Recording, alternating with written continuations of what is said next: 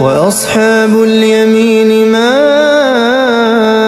أصحاب اليمين في سدر مخضود وطلح منضود وظل ممدود وماء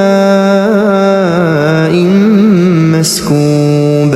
وفاكهة كثيرة لا مقطوعة ولا ممنوعة وفرش مرفوعة إنا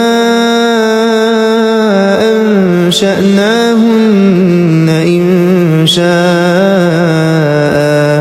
فجعلناهن أبكارا عربا أترابا لأصحاب اليمين ثلة من الأولين وثلة من الآخرين.